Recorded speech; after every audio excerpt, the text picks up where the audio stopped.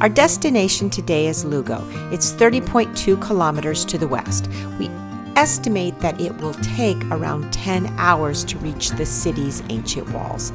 Therefore, we were up and out of the albergue by 8 a.m., as always guided by the promise of strong coffee and a simple breakfast. Good morning, friends. We are on day 8, more than halfway to Santiago. But the day began with a challenge. Donna shared that she had been sick most of the night, the dreaded norovirus, which is such an unwelcome but not uncommon visitor on the Camino. Later in the day, we would learn that several pilgrims from albergue were fighting the same thing. So remember, wash your hands often and be mindful of shared spaces. Mercifully, today's walk offered a gentle reprieve for Donna, a moderate climb out of Ocadavo that soon melted into rolling farmland.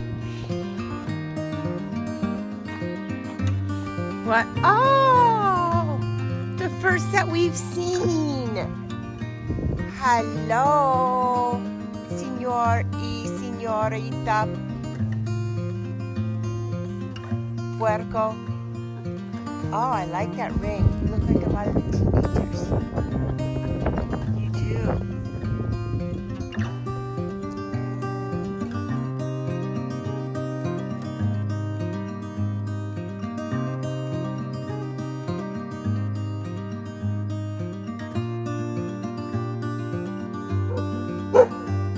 Hello. Hello. No, you do not jump down. You can't get back. So vicious.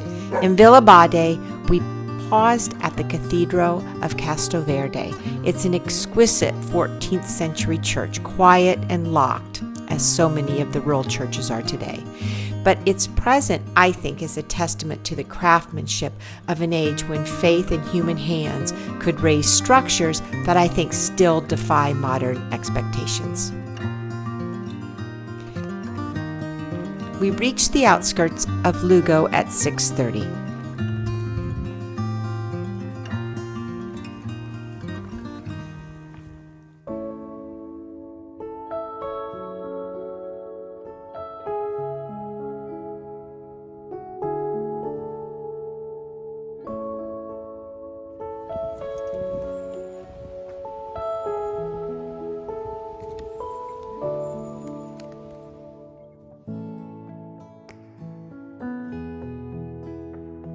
"30 minutes later, we walked into the old city. Lugo is the only place in the world whose Roman walls still stand fully intact. Those ancient stones form a 2.1 kilometer circuit around the old town and a walkway you can still traverse today, just as millions have done over the past 1,700 years.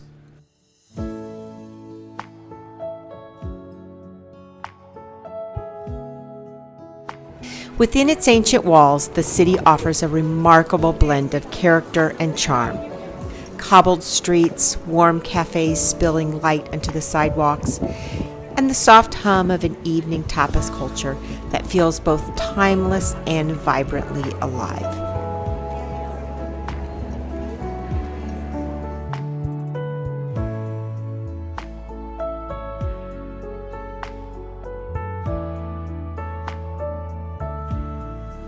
We checked into the Hostel Patron, a welcome refuge with wooden beams, stone floors, and perhaps the greatest luxury of all, no bunk beds. On the ground, yes.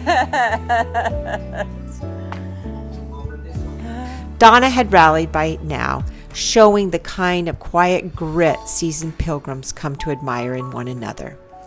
And after our customary post-hike ritual, shower, laundry, and repacking for tomorrow, we set out to explore the city, the cathedral, and lose ourselves in the winding lanes of this extraordinary city. By 8:30, exhaustion settled over us like a soft blanket. Another day done, another memory made.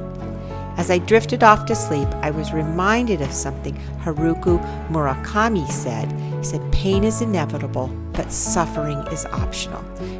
On the Camino, the truth becomes real. You have incredible days and difficult ones, moments of strength and moments of doubt.